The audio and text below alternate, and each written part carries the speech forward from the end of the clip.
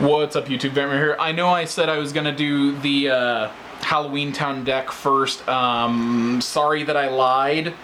I would love to actually do that deck first. Sorry if my arm got in there. I'd love to do that deck first, but I'm waiting on a couple of things to come in, and I want to show it at the rarity I want it to be. Like I've got a super rare level 3 Jack coming in the mail, and a couple other things to foil the deck out more. So I'll show it off when I get that. The Roxas deck is finished to what it should be like of the Japanese. The only other thing that I could add would be one more Yin Sid, which 2 is good, 3 is optimal. Like, the deck can very well thrive with 2. So let's go ahead and get into the deck profile of this. One Naminé, as I said in the opening video of the video previous to this, what she says is she can only be played in the friend area of a Roxas / Mysterious Boy. When played into that friend area, if your opponent's player card is Sora, your opponent draws one less card during their draw phase, so she's actually really good. Then you got 3 Olette. When you have 3 or more Twilight Town friends in your friend area, your player card gets +5 attack value, so he goes up to an auto 8 before equipments when you have this, so she's really good. You have to play the 3 Olette. I personally play the 2 Pence to protect my equipment cards on here. He says anytime my equipment cards would be discarded, I can discard him instead. I play 1 Hainer. I've come to realize with how many copies of Oathkeeper I play, I basically just sit on him in my hand until I really need him to be played. So when he's played, I go get an Oathkeeper from my deck and equip it to my player card. So basically you're going to sit on him in hand until optimal needed if your card's discarded. Then your draw power for the deck is 3 Fu. When you play a Rai or Vivi, you draw a card, so she's really good. Then you play 2 Vivi. You can discard. The problem is when Fantasy Flight did translations, a lot of things kind of got messed up, and they had to redo it on like their forums and release official translations and things later, and do edits where they didn't do reprints since the game died pretty quick after, about within 3 or 4 months after Break of Dawn.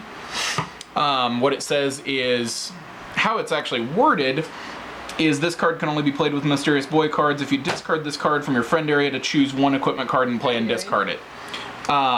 So what they had to do was reword it to where... Yeah, she doesn't be quiet during videos. Basically what he says is they had to reword it to you can discard this card from your friend area to discard an equipment card in play. So it made him better when they finally gave the rewording. Then you've got 3 Rai. Basically, he's your powerhouse friend, 5 attack value, support. That's basically all he does. Then you have Safer. When this card comes into play, he gains +X, where X equals the number of cards in your hand. So he could be an 8. So he's really good. He can be really good. I used to play 2, but with me getting the Setzer and the... you should see, it's hilarious. My roommate's trying to kill a fly everywhere. That's what you've been hearing, the thudding. That was the killing of the fly. That fly is dead. Then you have 2 Setzer. It wouldn't be one of my videos if random shit didn't happen during my videos.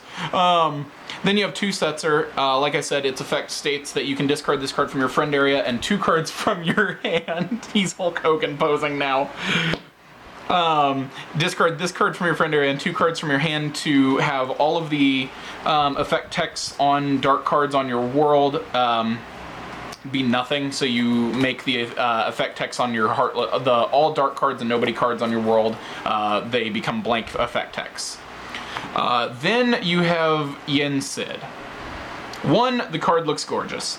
2, Yin Sid's really cool.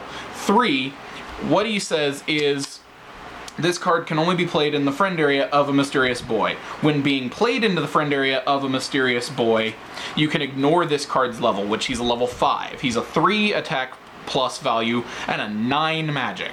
You will never, There's no magic card that exists in this game with 9 magic. I don't know why they gave him 9 magic. Cura is a 1, Kyle. Cura is a level 1. But what he says is you can discard this card from your friend area when your opponent plays any card other than a world card to negate that card's effects and have it discarded. So he's a really good card. Honestly, he's he and Setzer and Naminé are what really were gonna kick the deck off. Like it's a really good deck in America. It just got better in Japan. Problem is with the game dying, it just becomes a fun deck. It's like I said in my other video, if you guys have any more Yin Sid, please hit me up. I'll pick them up from you guys. I think it's gorgeous. I'd love to own a ton of these copies, just even if he's good. He's not broken, just for the fact that you cannot play more than one in your friend area at a time, so you can't just crap 3 of them on the table and look at your opponent and say, come at me. You basically get a 1 effect of negation, meaning your opponent could try to force it, making you think that they're gonna go off when in no way they're gonna go off. I'm gonna move this really quick because there is one card I want to talk about real quick as an option, which is the King Mickey from Endless Darkness. What he does is he can only be played, he is a form change, he can only be played from your hand when your player light, which Japan got a reprint of Roxas that turned him into player/organization 13 slash player light. Actually, I think they just turned him into player light. So the reprint is player light, which is why he can be played on here. What King states is when your player light's HP would be dropped to 0, you can increase your HP back to 1 and play this card as a form change on top of that player light.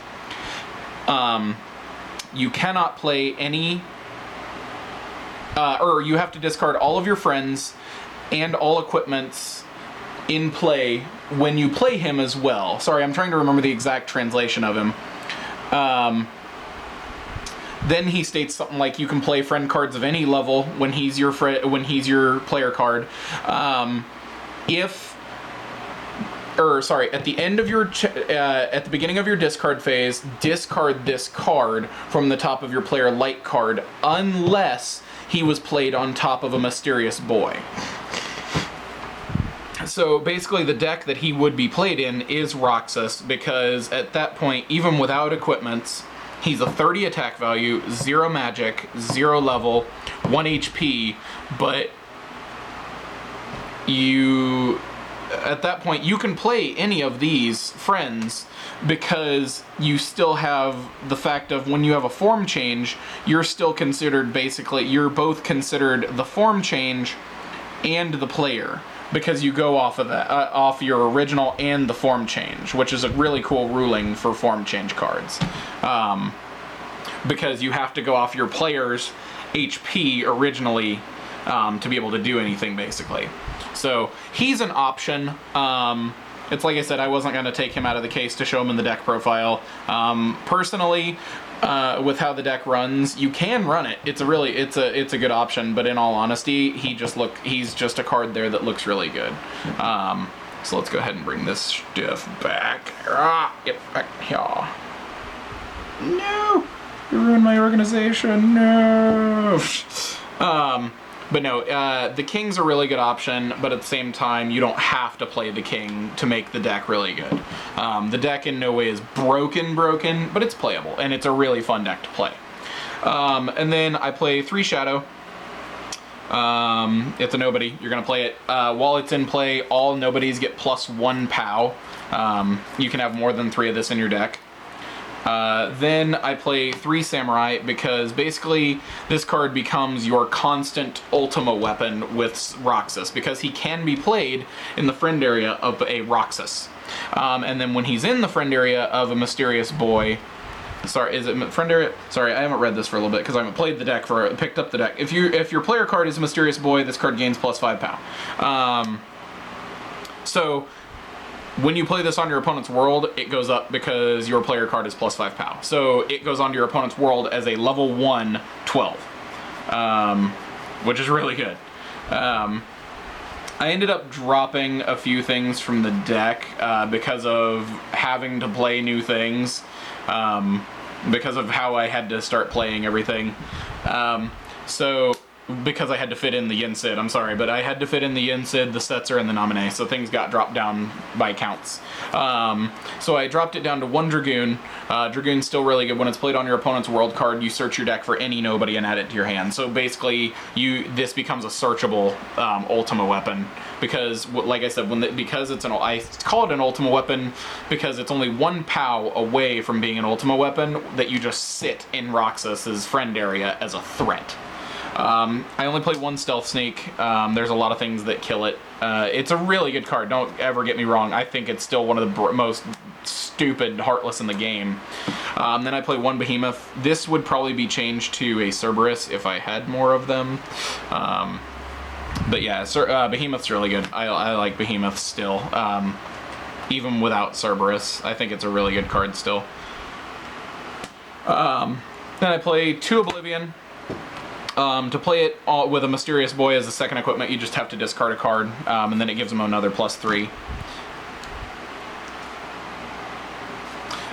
And then 3 Oathkeeper, because at the beginning of the game, with Roxas being your friend card, or your player card, you get to search.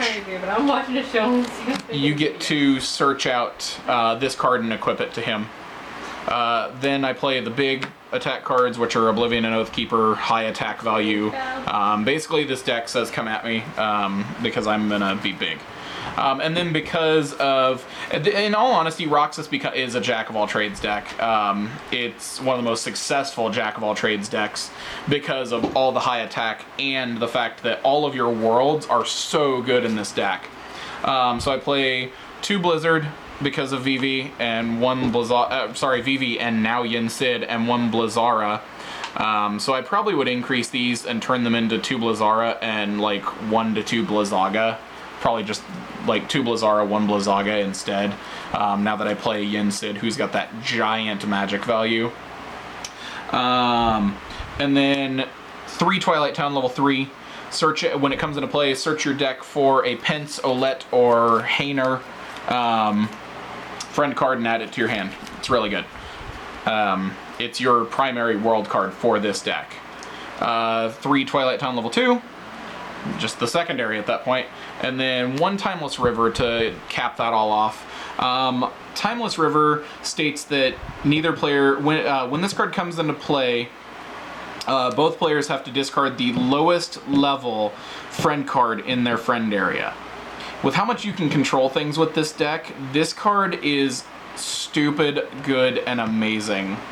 In all honesty, I'd probably try to fit in a Monstro as just an extra card, because with how Olette is worded, you just have to have 3 Twilight Town friends in your friend area for your card to get the boost, so it's really good. So I really hope you guys like the deck. It's taken me a while to finish putting this thing together.